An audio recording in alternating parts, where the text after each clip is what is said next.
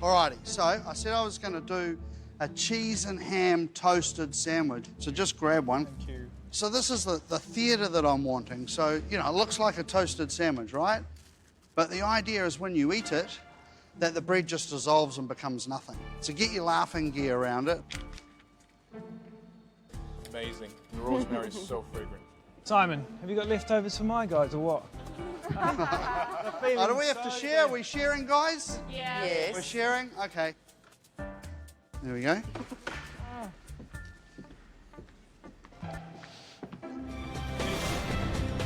I think we had a great challenge.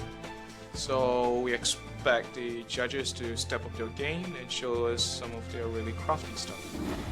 After struggling and, you know, being in the very bottom of our last challenge, to walk back into the kitchen and not have to cook and to get to watch the guys cook, it's great. It's just really nice to just watch them cook, but then I still feel nervous because I'm like, oh, you know, you want to learn and like help out with the stuff, but then you're kind of like, oh, I don't want to do that in case I chop my finger off on national television. That's what I like to do, like when they're looking for people to help, I try to avoid eye contact because I don't want to help. Like, if I stuff up in the challenge, I've just got her to deal with, and that's fine. Welcome, Top 7, to the safety of your next masterclass. Safe for you guys, but I've got to say, Simon and I are feeling the pressure of stepping up today, thanks to your phenomenal degustation menus. Today we're going to show you how to mix things up and raise the bar to another level. So far, we've shown you simple food done well with a twist. Now that we know you're ready to play, we're going to amp it up. And I'll be taking a leaf out of Trudy and Shelley's book. I'm going to whip up a simple ham and cheese toasted sandwich. You reckon?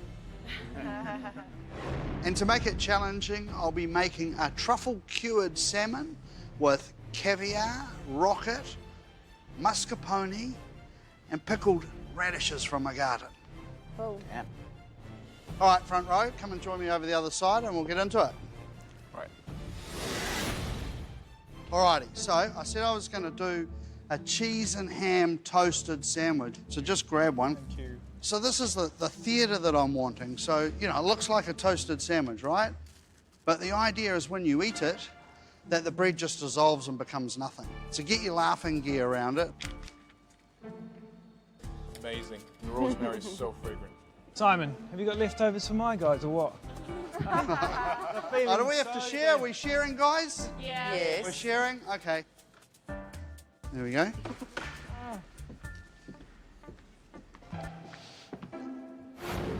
Now we're going to start to make the bread. So, did you notice when you had the sandwich how it just disappeared in your mouth? So how do we do that? Is what we've done is we've taken all the liquid out of it. But we've got to start with the liquid, right? So we have to make the bases and the things that are going to make it work. I need you to weigh me out just exactly 3 grams of the meatle. Okay. Now, meatle is a vegetable cellulose. And what it does is when it's cold, it acts as a thickener. And when it's hot, you can use it to gellify things. I know this is a bit mad scientist, right? But it's all natural products, right? This is vegetable cellulose. Now mix that with the water here. So there's exactly 100 grams of water. Now we need to let that stand for 4 hours. And after 4 hours, it goes like this. And you see how it's almost like a jelly now? So we can use that to thicken things, but it won't change the flavour profile at all because it has no taste at all. I've got 300 mils of water here, and we're making a rosemary and smoked paprika bread. Get the rosemary, and I want you to get angry with it and chop all that up. I'm going to put a teaspoon of smoked chipotle Tabasco in there because I want some heat. I want that lovely flavour from the smoked chipotle. So that is our flavoured water for our bread. It's egg white powder. Okay, pop that in there. Then we're going to put 200 mils of that in there, if you want to pour that in there, of our flavoured water. And we're just going to mix it for about 10 seconds. So we've put 200 mils of the water into the egg whites, and we've got 100 mils left here. You're going to weigh the xanthana.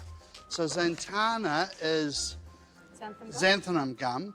It's a thickener that thickens cold or hot liquid. You can thicken alcohol, you can thicken anything with this. 0.8 of a gram. I've got 0.5 of a gram of salt, sugar in, 10 grams, 10 grams of trisol. Trisol is used to make tempura flours, and it doesn't absorb liquid like a normal flour does. So you end up with a crispier batter and a healthier batter because it doesn't absorb as much of the fat. But you can also use it in cakes and biscuits instead of using sugar. So now what we're going to do is we're going to put the xanthana, this is our thickening agent, see a very small amount, into the flavoured water.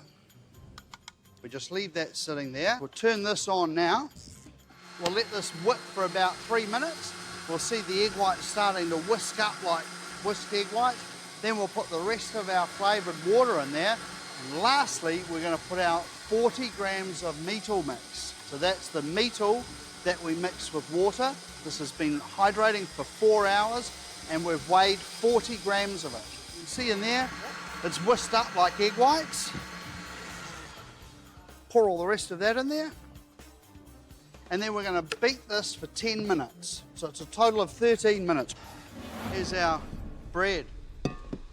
Soon to be bread. Into the piping bag. Come up with Jack. You can make some of these.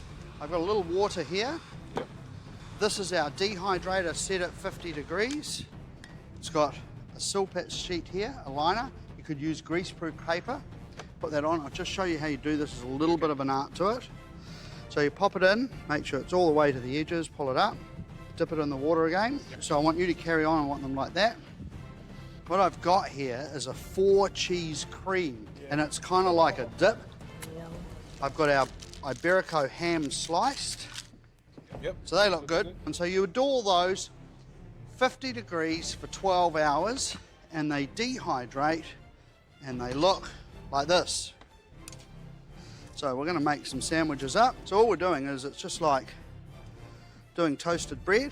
I mean, obviously can't put these in the toaster. They're just a little bit on the fragile side. That's a good colour. So that's the inside of our sandwich. Cut a piece of ham about the right size for our sandwich. Pop that on there. A little bit of the cheese on. That can dew out the side. And then sandwich on top. How cool's that? And there we have toasted cheese sandwich. You reckon? Well, it's pretty obvious what that is. You've tried it and you know when you eat it, it's just dissolves, gone, and really delicious.